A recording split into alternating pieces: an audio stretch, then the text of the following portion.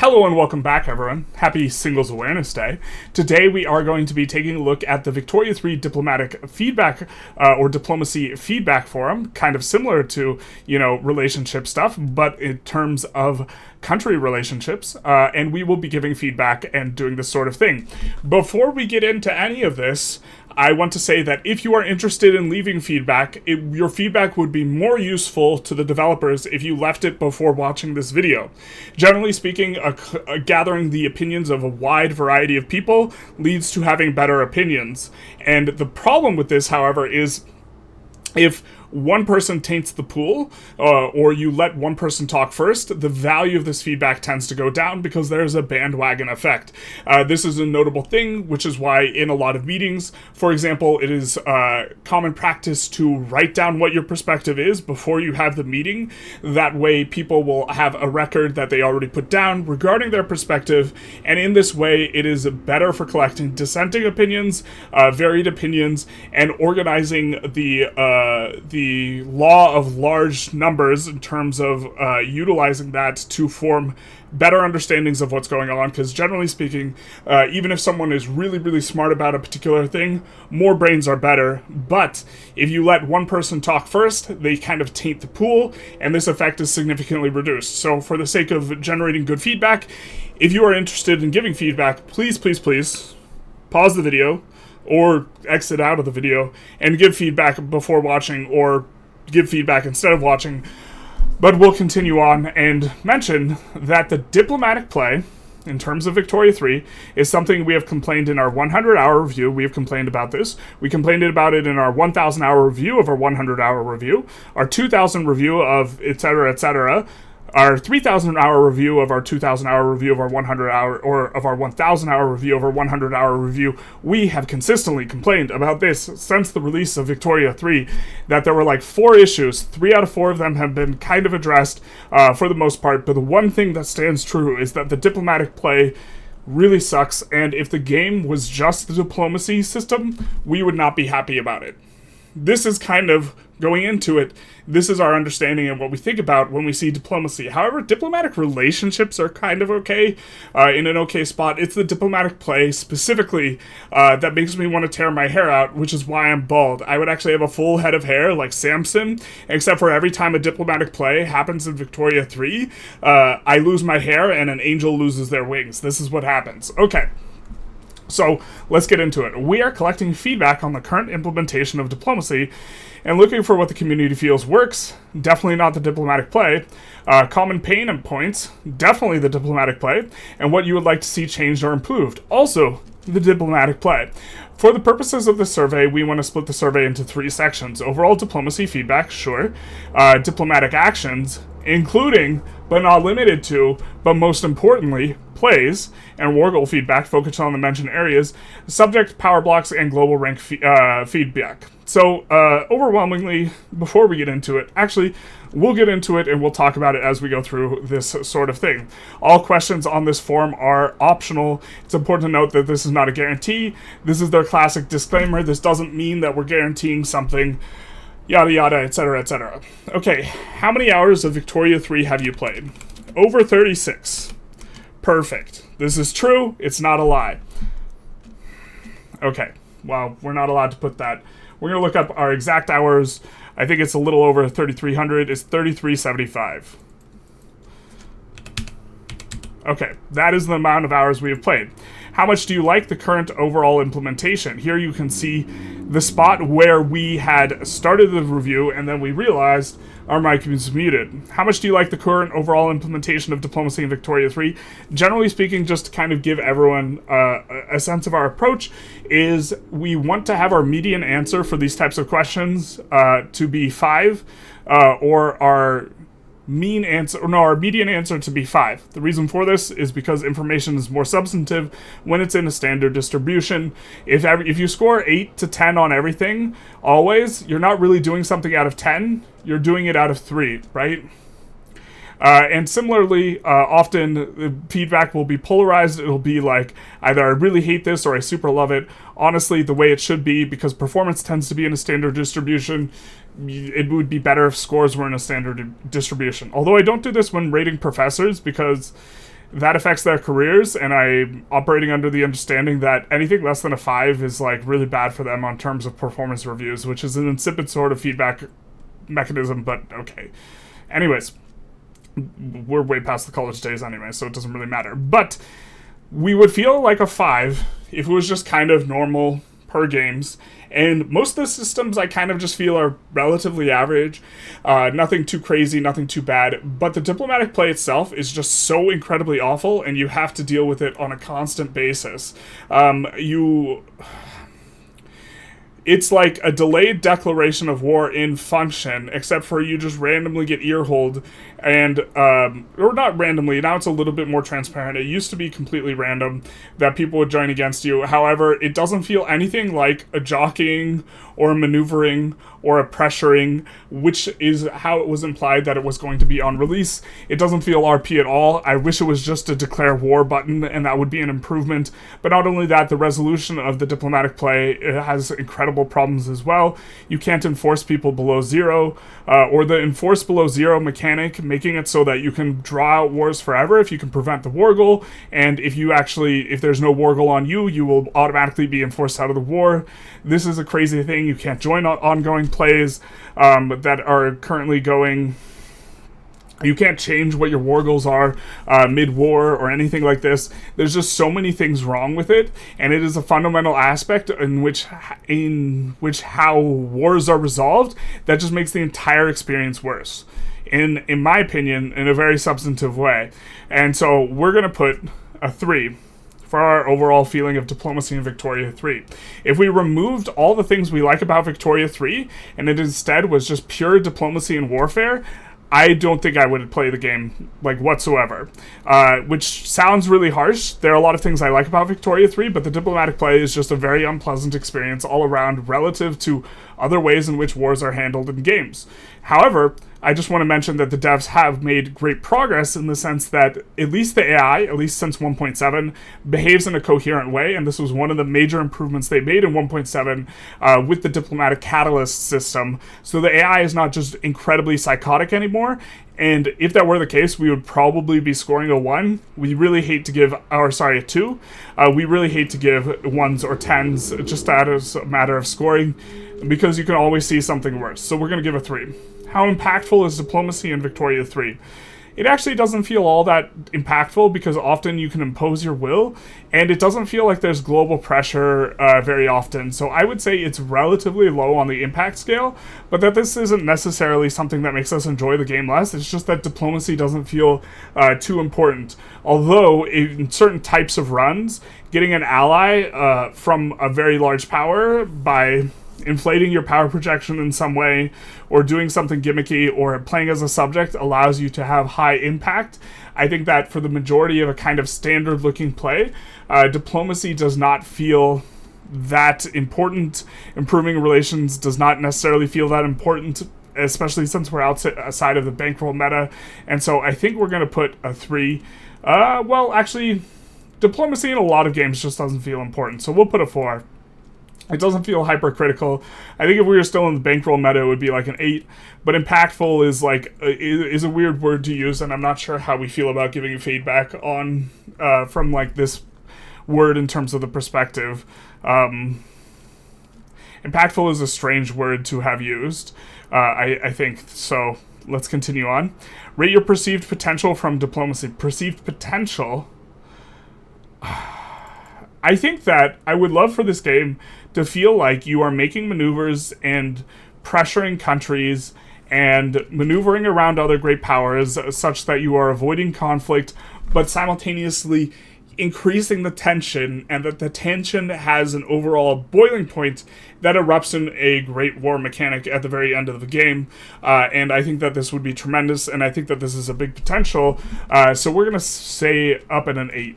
I think that diplomacy can become really interesting and become a major facet of the game, especially they can also intertwine stuff with pops, where you make pops more nationalistic, and this contributes to jingoism, and this contributes to your pops supporting actual fighting between great powers, which maybe with the game's start condition, they're really not feeling that type of thing, but a change in your pop's ideology maybe sets the stage more and more as the game progresses, as economies develop and as capitalism entrenches and you have industrialization, you have increased factors that contribute to the potential of a great war. And this is something that could be interesting in terms of the way in which they are generally focused on pops and emergent behaviors coming from pops, especially if there was a cultural mechanic, but also with more diplomacy we could get even louder cars, which is really the important thing, because you would be able to import the Model Ts from America to Europe. That way they could be just as loud outside your window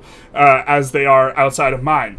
So, rate the user experience, the use X of diplomacy. Well, we would have rated this pretty low before the combination 1.7. We would have rated this really low before 1.7 with the introduction of catalysts, making things more transparent, and also I think 1.6 introduced the system where it would show a value of how likely they are to side against you in a play. I don't like that you can't ask someone ahead of time for permission to go after something, or you can't. Well, so this isn't a UX type of thing, but the fact that you can't just give someone what they asked for in a Diplo play when they sided on your enemy's side, like if they wanted to regime change one of your subjects, you can't just give this to them for them to leave the Diplo play is like very, very frustrating. But I think the UX it's fine.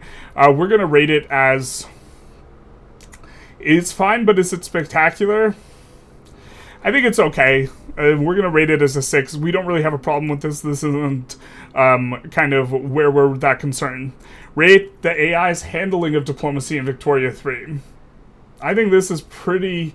Well, okay, so from a flavor perspective, I think the AI is doing a much better job now, especially with the Catalyst system. So from an RP perspective, I would actually score this decently high. But from the perspective of the AI being uncompromising and punishing, and really making going high infamy an actual negative thing, rather than something that you should do, but we don't do because we're not really interested in that from a meta perspective, I think that this is a little bit tough. Almost as tough as how hard the rubber is gripping the road on the wheels outside. The wheels on the bus go round and round, except that's not a school bus. I think that the AI... We're going to generously give this a 6, knowing that we kind of want to have an average of a 5 in most games. I actually think the AI behaves in a somewhat coherent way. They act in alignment with their strategies. They will respond to diplomatic catalysts. I just think that they don't punish you for going high infamy enough, and the ways in which they support you is just like too binary, in the sense that like if you manage to get an ally, they'll just keep supporting you. If you have someone as your overlord, you can drag your overlord into plays, offensive plays repeatedly. And so if you acquire a relationship where you can use someone to help you out in wars, you can just keep using them over and over and over again and they'll never mind. And I think that this is probably pretty bad, but they behave in a way that is somewhat coherent and makes sense from an RP perspective, and from that perspective, we're a little bit happier with it. What would you like to be able to do diplomatically that you currently can't in Victoria 3? I would like the Diplo play to feel like actual maneuvering.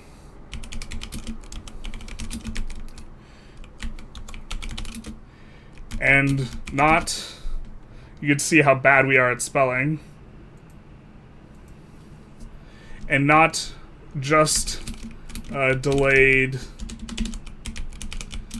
now. Also would like a great war tension mechanic. Other thoughts and comments, concerns on regarding diplomacy as a whole. I want to emphasize that the Diplo play is the elephant in the room. Can't change. There's a lot to improve there, specifically. You should be able to, maybe we should list this out, you should be able to join ongoing plays, enforce below 0 mechanic leads to silly outcomes. What else? We've mentioned this before. It doesn't actually feel like a play, just a delayed Dow. That is a declaration of war. Can't change war goals. Can't give concessions. And there's no actual leaning on countries diplomatically. Just a threat and a Dow. We could go on even more, but for the sake of making this video actually be one that progresses, I think that those are probably our biggest objectives, or our biggest objections to the diplomatic play. You know, there's a lot to complain about in terms of how the war works, but we will collect next now, because we have more pages to get through here. How much do you like the current implementation of diplomatic actions in Victoria 3? We're kind of okay with the diplomatic actions. I think that you could have more textured diplomacy rather than just plus positive relations and negative relations, and also overlaid with attitude. But we're kind of okay with this. This isn't the centerpiece of the game. We'll put a 7. I think that it's fine enough. I mean, we would love more sorts of mechanics, but the diplomatic actions really isn't the problem that we have with diplomacy, like, whatsoever. I don't think we complain about them at all. Nothing comes to mind in terms of them being bad. I think that, yeah, I think that it's overall pretty fine. Or at least nothing comes to mind that I find particularly problematic. Yeah. What do you think about your current implementation of diplomatic... what do you like about the current implementation of diplomatic actions in Victoria 3? I don't really have a strong opinion.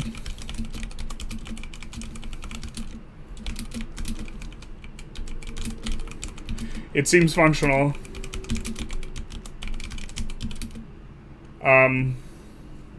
Perhaps there's room for nuance.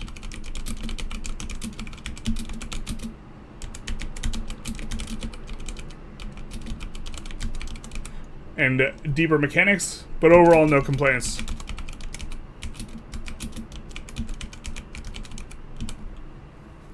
What do you dislike about the current implementation of diplomatic actions? Kind of responded to this above. So we'll just leave this blank. We won't make someone read something that they read extra there, assuming someone reads over these things, which we assume they will.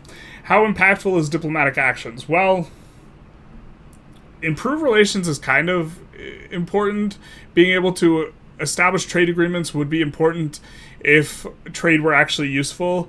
Overall, I think that they're probably a little bit low on terms of the impactful scale, just because another country disliking you doesn't really impede you that much unless they side with you against you in a diplomatic play.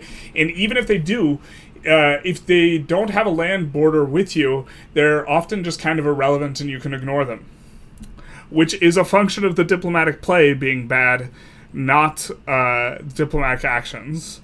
Why is diplomatic actions impactful for you? It affects who joins plays, or if you can get agreements. Well, why is it not impactful? Well, they aren't in Diplo plays. Well, trade is weak, so getting trade isn't too valuable. Diplo plays enforce below 0, and navies not being too important means that if you don't have a land border, them joining plays versus you isn't really the worst. there's no international pressure. So if you can ignore someone in a play, they're kind of irrelevant.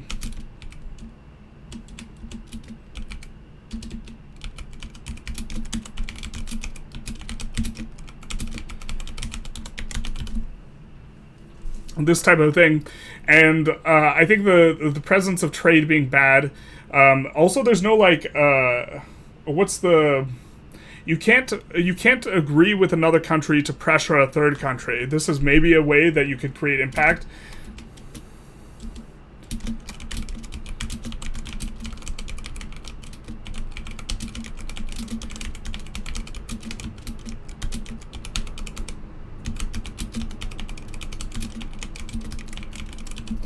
And so this was maybe something that would be nice.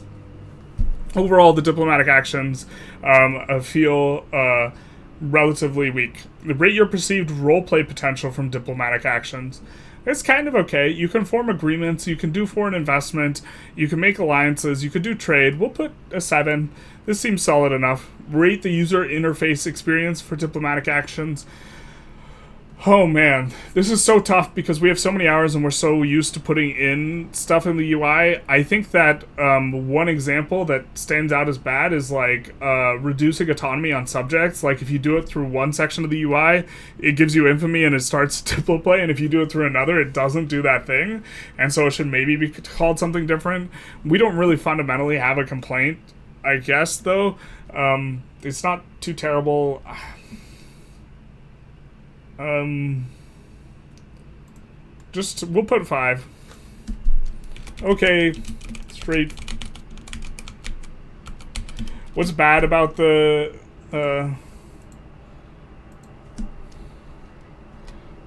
it's pretty middle of the road. Again, a 5 for us is supposed to be the average score, not a horrific score. What is bad about the current user experience, UX of diplomatic actions?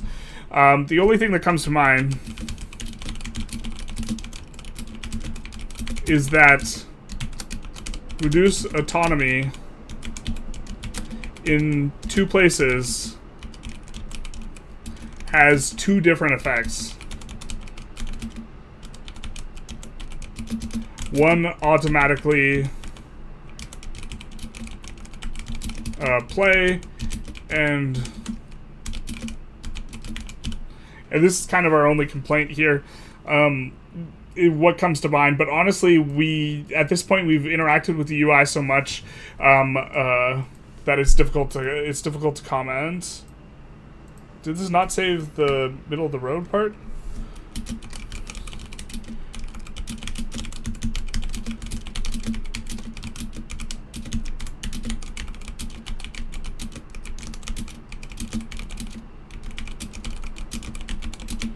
This is perhaps showing who I am a little bit, because I'm just so used to using the we when making these videos that say we in a feedback forum, which is probably a bit strange. Also my email address is the one I used for receiving disaster saves when I was trying to do that. Rate the AI handling of diplomatic actions in Victoria 3. I mean, they'll engage in diplomatic actions when they fit their attitude and strategy. I think that the problem is that attitude is too easy to reset by joining someone in a play, which just harkens back to the diplomatic play. What do I think we could do better? Well, I mean, is this abusing the AI, though? I think they use them okay enough. What do we feel that they could do better in handling diplomatic actions, though? I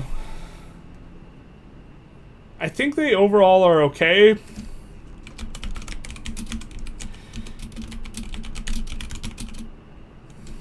Do they pursue strategic agendas? They'll go for trade agreements and alliances and stuff. I don't think we have a specific feedback So if we don't have specific feedback about what they can do better, we'll put it up here. But how do we think that diplomatic actions can be improved? I'm not really sure, other than adding more depth to the relationships between nations.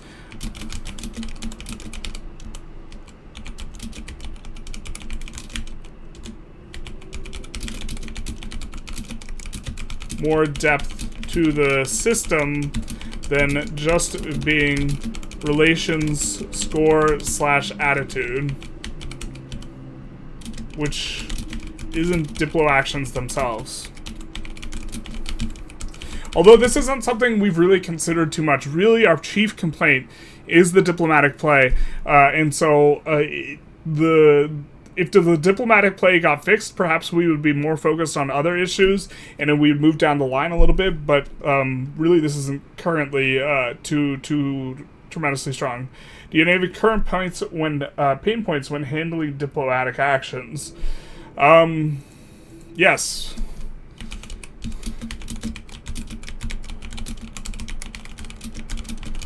If I'm damaging actions and they're improving relations, while I'm damaging relations, I can't make it go negative. This is frustrating. And I don't want to expel diplomats because the infamy cost is half of taking London. Or it's a third.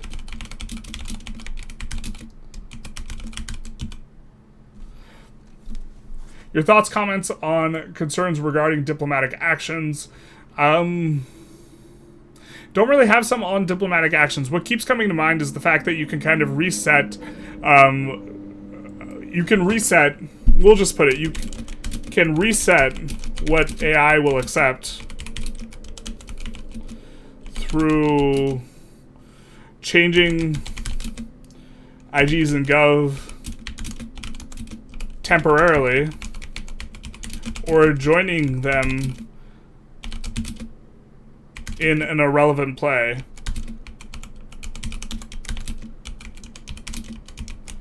How much do you like the current implementation of diplomatic plays in Victoria 3? I think that if the game was just diplomatic plays and the ensuing conflicts, that the game would just be unplayable. Like, if it was just the diplomatic play and the war, but really just focused around the diplomatic play, we just would not touch the game. The diplomatic play has so many problems. What do you like about the current implementation of diplomatic plays in Victoria 3? I think this answer is just like, not to be rude, but I think it's just kind of nothing. The negative, my feel...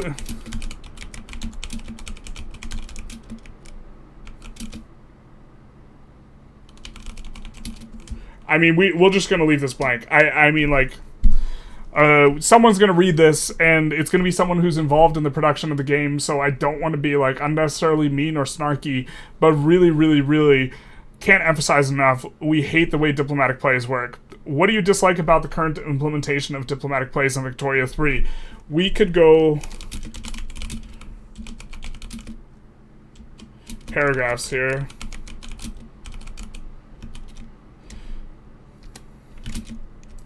Can't join ongoing plays. They don't feel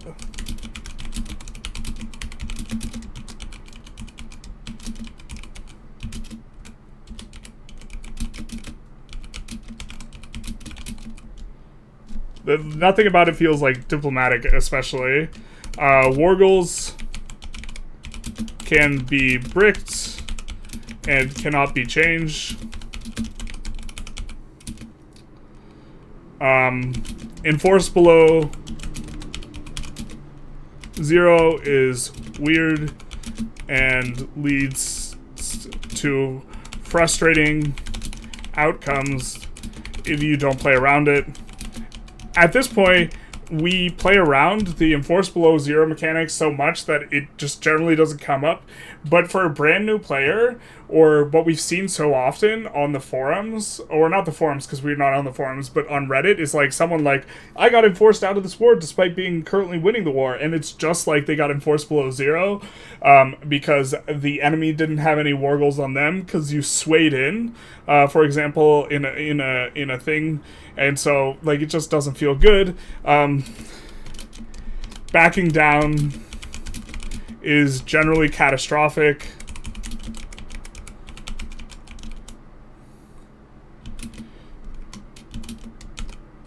Escalation doesn't feel like a choice. It's just a Dow timer in practice. There's, like, so many things else that come up that are just, like, very, like, frustrating about the mechanic. You can't negotiate separate pieces.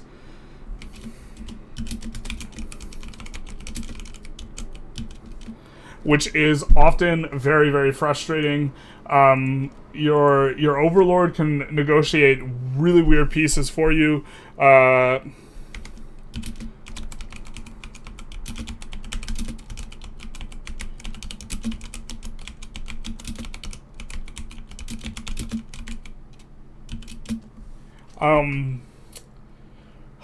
What else? There's, like, I mean, this is already really, really substantive in the way that it just, like, it's so much worse than just, like, being able to just declare a war. And it is, like, our chief complaint here in regards to diplomacy. And I think that, I know we have a longer list in terms of what we could put down here, but I think that this is a lot of the really, really kind of top items that we find very, very frustrating.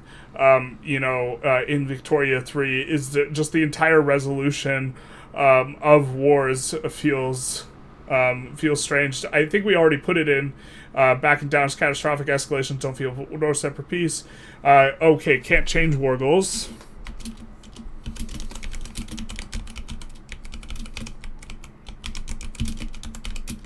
For more infamy. Infamy costs are weird.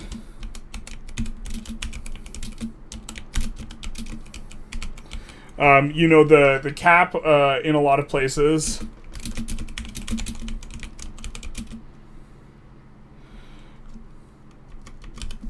The cap on infamy being 2 million pops makes it so you either want to take places with no pops or Chinese states. The abusing interests is easy. Diplo interests feel unrewarding.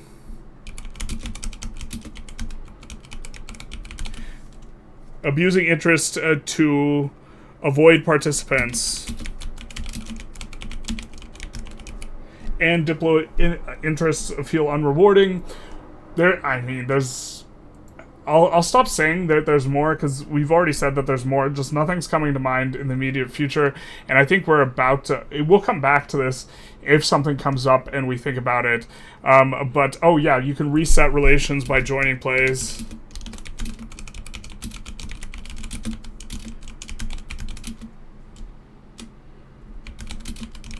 And can't refuse. AI cannot refuse assistance.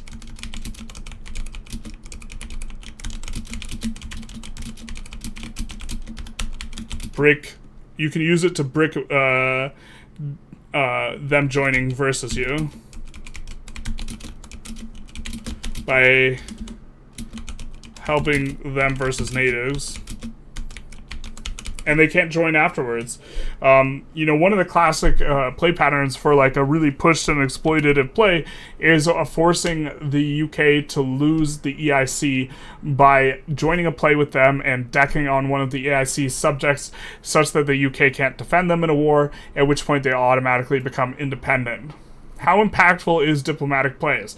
Well, they're pretty impactful. I would say up at an 8, because a lot of how you acquire new resources is war, because the AI underbuilds and trade is really weak. Why is diplomatic play impactful for you? It's how you expand eco. The AI underbuilds and trade is weak. Why is it not impactful to you? In the sense that it's often just a delayed declaration of war. The entire delay seems, what's the word that we could use for it? Unnecessary. Rate your perceived roleplay potential from diplomatic plays.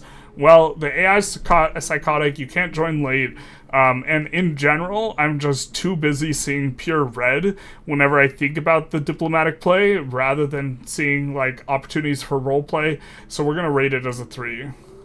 Rate the UX experience of diplomatic plays. The UX is actually kind of fine, so we'll rate it as a 7. I think that's okay. What's good about the user experience of Diplo plays? It's clear. No complaints here for the UI specifically. There's nothing like super fantastic about the UX of Diplo plays, I don't think. I think it's fine enough. Rate the AI's handling of diplomatic plays in Victoria 3. They actually do okay. Pretty middle of the road. Sometimes they go off the rails, but it's overall okay, I think. Except for they reset attitude when you join on their side, and that's the only thing.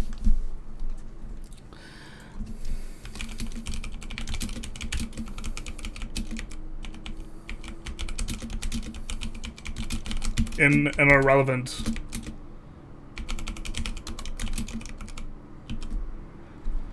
how do you think that diplomatic plays can be improved?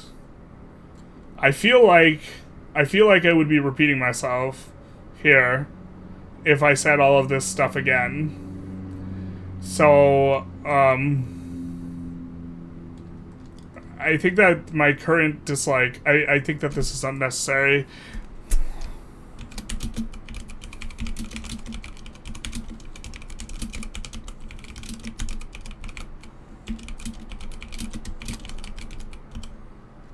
And we will just copy and paste this. Other thoughts, comments, concerns regarding Diplo plays. I know I have more, but I can't recall them right now. Really a frustrating mechanic. In terms of... Really, when it is different from an average games DAO mechanic. It is almost always in a frustrating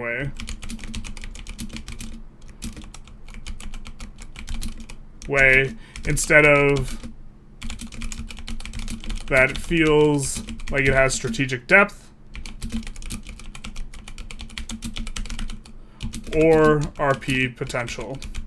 It's just like the diplomatic play in terms of the escalation, the resolution, all this type of stuff, just like it like whenever it stands out as something other than a declaration of war, it's almost always negative in terms of my experience for this. How much do you like the current implementation of war goals in Victoria 3? Something like this. What do you like about the current implementation of war goals in Victoria 3? I mean, you can do a lot of things.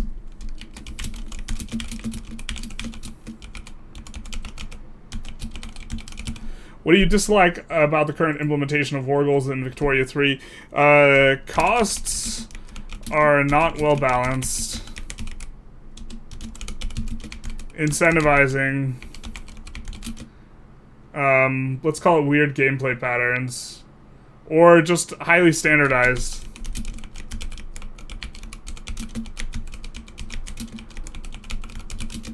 And then you can't change war goals.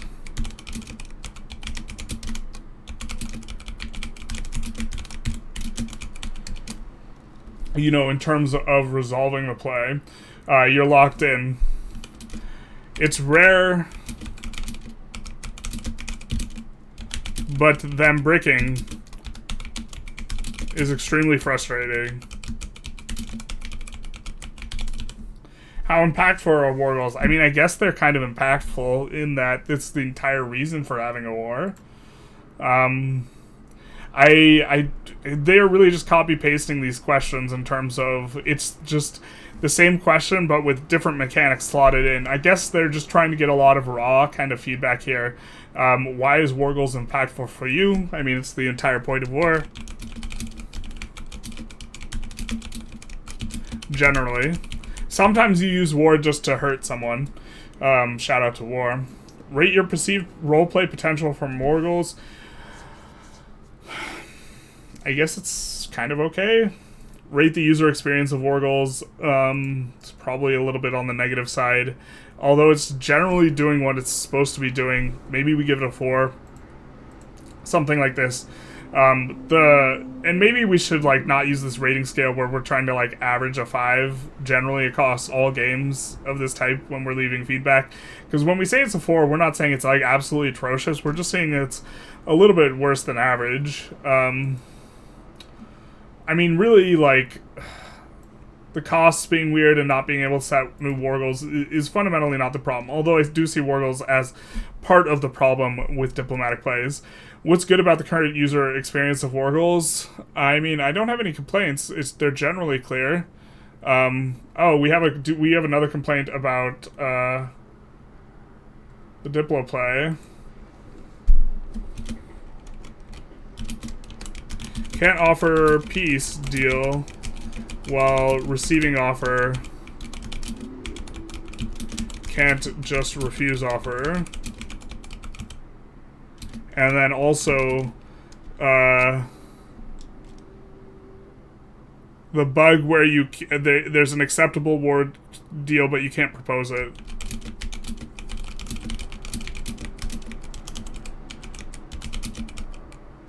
Peace deal. You can't propose despite AI accepting. You have to clear the offer and re-offer it. That's been present since the start of the game, and it's never been fixed.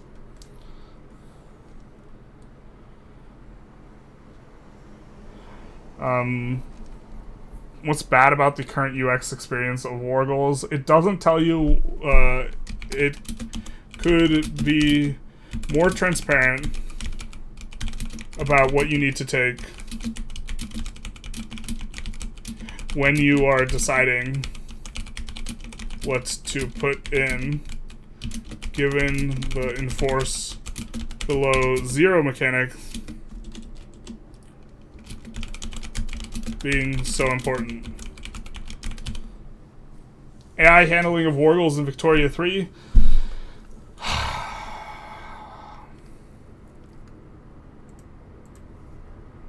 I don't really have an opinion on the AI going after war goals. I suppose they'll sometimes shoot themselves in the foot regarding infamy.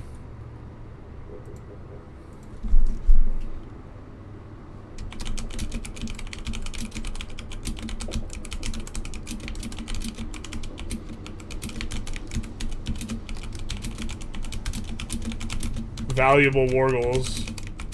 They don't often go for valuable war goals as well. How do you feel that war goals could be improved? Changing mid-war. Overhaul. Infamy costs. Make war goal requirements more clear. Do you have any current pain points when handling war goals? Yeah, if they get bricked.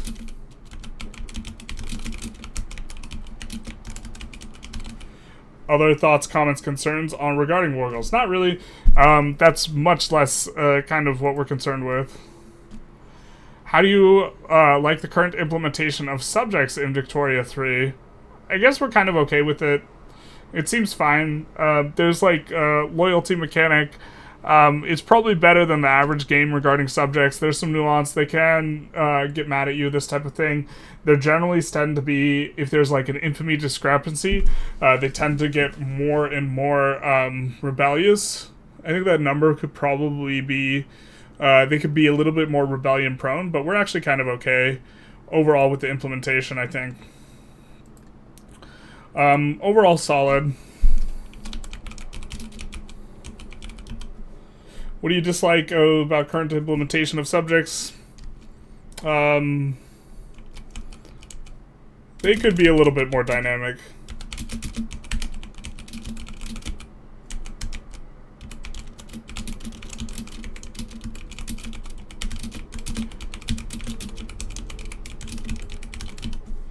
How impactful is subjects? Pretty impactful. Subjugating people is important for the purposes of generating mandate and also reducing infamy costs.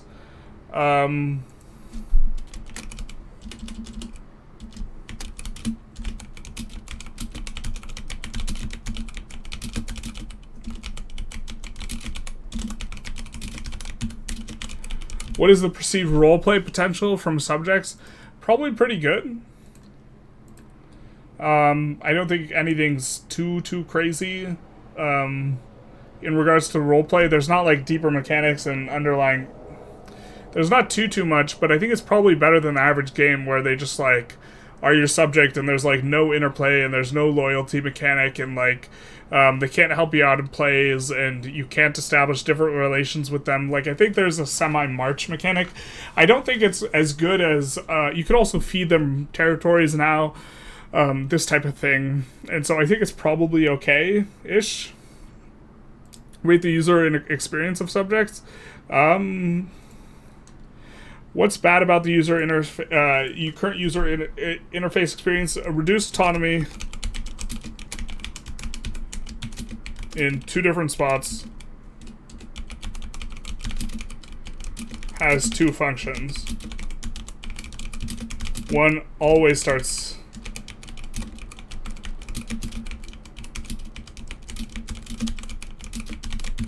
They really should have different names in this spot, but other than this, I don't have a specific complaint.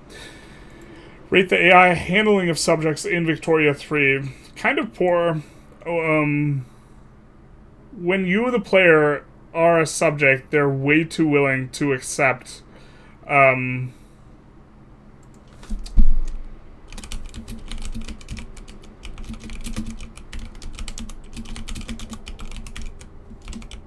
the Overlord will help too much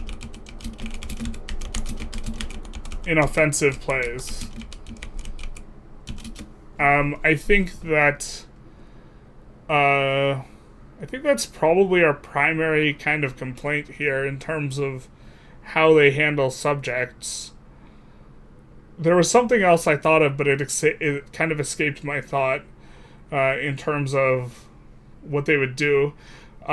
They subjugate people somewhat often. I mean,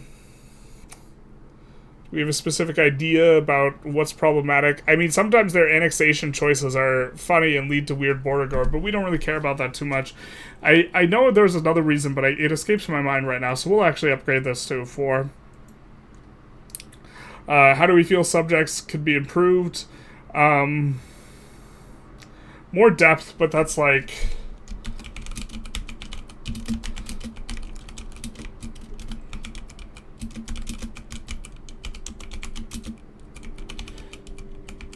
More depth is the only thing that comes to mind, but that's not a particular specific type of thing that they could improve. Do we have any current pain points when handling subjects? Annexation reduces... it increases liberty desire of other subjects, like the sound of that loud car.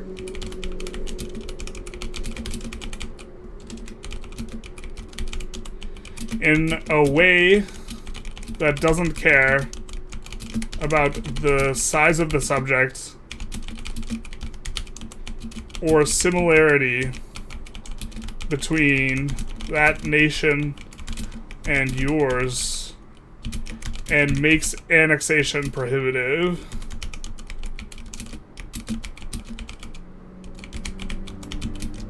Colonial subjects also just categorically suck.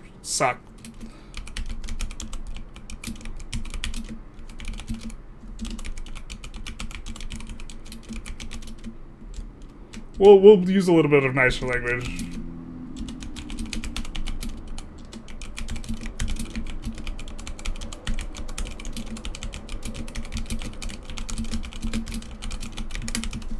Doesn't really feel like we have other comments concern regarding subjects, and so we'll move on to the next section here. This is taking quite a lot longer to fill out than we had initially thought here. How much do you like the current implementation of power blocks in Victoria 3?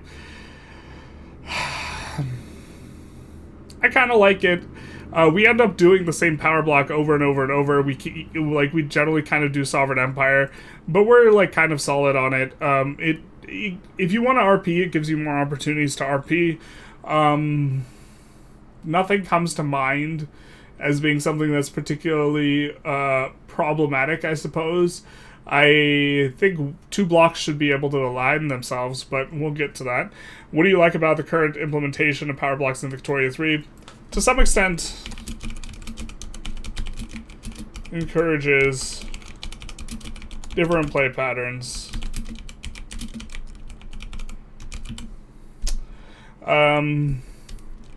Some principles, block types are just categorically better. But this is a broader problem, with every country feeling the same.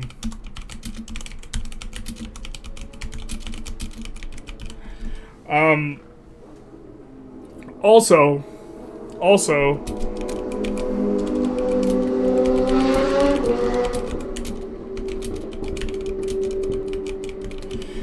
it just feels like there's like one good way to play in terms of the power blocks, but if you decide to deviate, it gives you opportunities to like lean into other actions, and so like this, how impactful is power blocks? They're pretty impactful. We'll put a 7. We're pretty okay with it. They give strong bonuses and unlock new gameplay patterns. Why is power blocks not impactful to you? I don't think that they're necessarily not impactful. I think that we might get answered get asked some other questions that we can respond in a substantive way. So we'll move on to the next section. Perceived roleplay potential from power blocks. I think that this is primarily where there's usefulness, and I think that more than anything, they do unlock RP play patterns. So we'll up that. What's your UX experience of power blocks? Kind of just okay-ish. They do show up on the map. That's kind of neat. You can make yourself a giant octopus with a crude hoe. Yeah, we're kind of about that. Looks nice on the map, I think. I honestly start to feel bad when I fill out these types of questionnaires, because I think I'm just generally negative in terms of the feedback I give, and don't have as much positive stuff to say, which doesn't necessarily reflect my entire opinion about Victoria 3, but man, oh man, do I hate the diplomatic play. What's bad about the current user experience of power blocks? Nothing comes to mind in an immediate sort of way. So we're just going to leave that blank. Rate the AI's handling of power blocks in Victoria 3.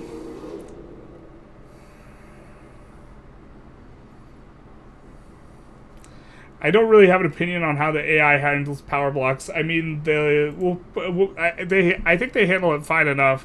The AI is just kind of not that bright in general, so when it's not that bright with the power block, I guess it's kind of fine. They often choose bad principles.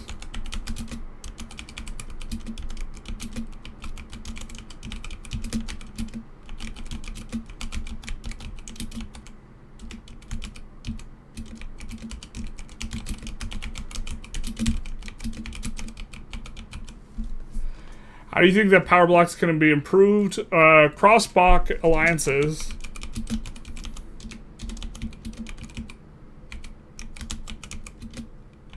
For great war mechanics.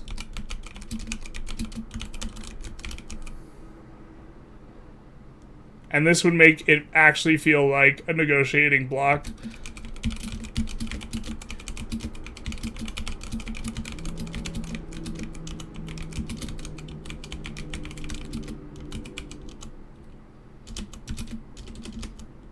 It is a little thick, though, with 2 C's. Right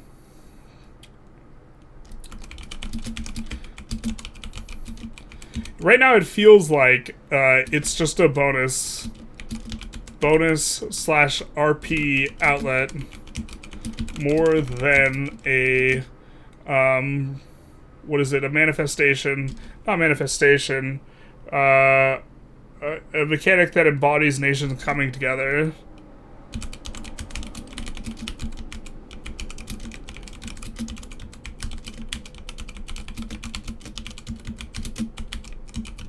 It really just feels like a mechanic-oriented thing, but it is pretty good for from an RP perspective. Do you have certain pain points when handling power blocks? Mandate generation is a little weird.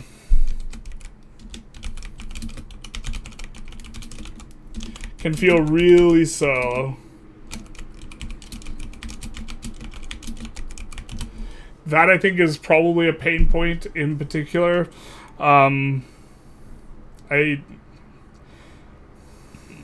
I think that's it. Other thoughts, comments, concerns regarding power blocks? No, not really. Global ranking. How much do you like the current implementation of global ranking in Victoria 3? Kind of neutral on it. Don't like it. I think that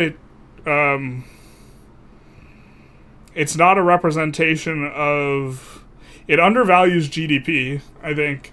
When GDP is actually one of the better metrics of how powerful your country is. It's not a perfect mechanic or metric, but especially when dealing with the AI that can't handle militaries effectively, the fact that it's rewarding so high for Navy when the Navy is just kind of not that useful a thing. Maybe that's more of a problem with Navy. I think we're pretty middle of the road. What do we like about the current implementation? We actually do like something quite a lot, which is that no specified numbers of a given power rank is nice. I like that the system's dynamic.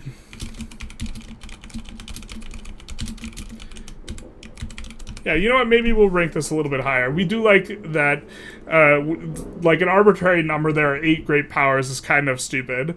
And I do like that it responds dynamically.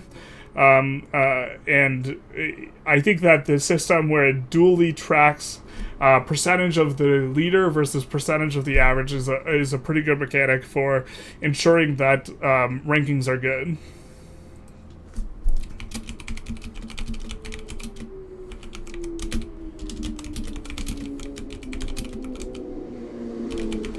To average and leader. You know what? We actually think that this is pretty good in the game in terms of how it's done. Our complaint is undervalues GDP is probably it, and I think that subjugation being impossible at major power.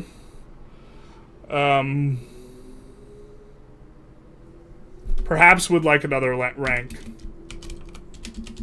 I will put that in, they'll ask for improvements.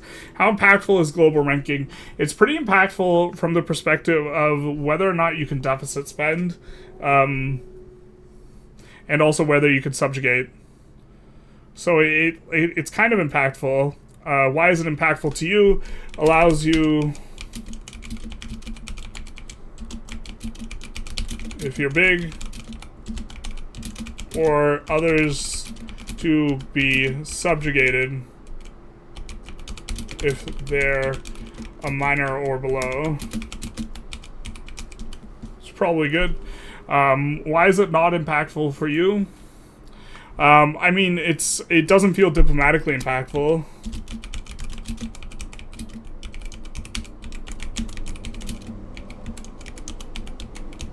I should probably have to avoid offending GPs.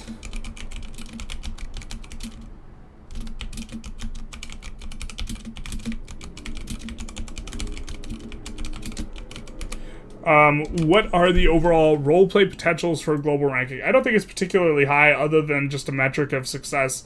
There's no like underlying culture mechanic. We'll probably rate this a little bit on the low side. User experience of global ranking. Right now, you can't sort the ledger when your game is paused, which is kind of annoying.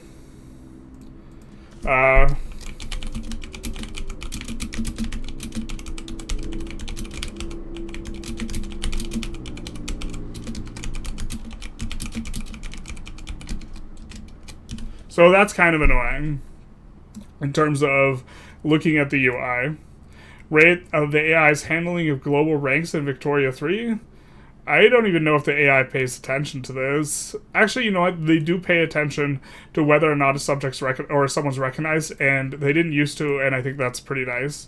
What do you think the AI could do better in handling global ranking? I mean, being a GP should have diplomatic... being a GP, diplomatically impactful.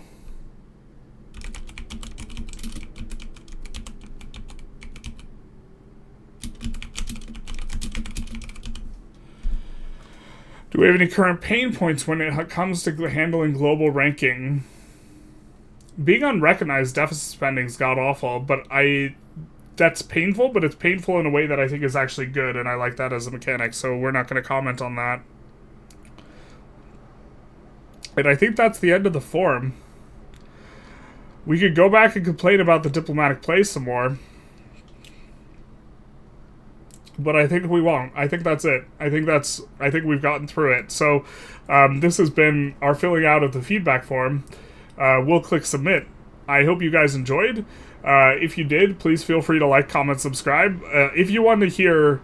I mean, I have some notes on how I think the diplomatic play could be improved, so if you'd be interested in that as a video essay, comment below. And this, of course, would be replacing me working on something else. So everything has an opportunity cost, just to be clear. And so it would be working on that instead of something else. But man, oh man, do we really hate the Diplo play. We hate it a lot. The Diplo play is rough. And so we do have notes for that. If people were interested, we could probably work on a video. It would probably take like a half dozen to 8 hours to do a video on that. We have a lot of thoughts. There should be something to the effect of diplomatic pressure, and the diplomatic play should just be a slow ratcheting of increased pressure on another party that involves you kind of turning the screws on them and isn't some sort of deterministic auto, like, declare war type of effect, is kind of how we think that it should feel. And also, this slow, steady influence can invite meddling from other powers, and that this is the way in which it should feel like a bit of a jockeying, and maybe, you know, you stop sending resources to the country or something, or you cut off its ability to trade, and another power like swoops in and starts supplying trade, you know, in terms of exporting freight or something like this, as a way of applying pressure to the nation, and that this could be a way in which there's a jockeying for power and influence as you try and escalate the play. It goes from a request or a suggestion to a request to a demand to a threat to a ultimatum or something like this, and that there's a tier in which there's escalatory measures that have a bit of mechanical interplay, and having an interest in a region is like useful. Like these types of things I think would be really cool and would actually give the diplomatic play the vibe that it's supposed to have, rather than the diplomatic play just being a really bad declaration of war mechanic. But we won't belabor it any longer. YouTube algorithm stuff, etc., mostly etc., and have a happy Valentine's Day. Bye-bye now.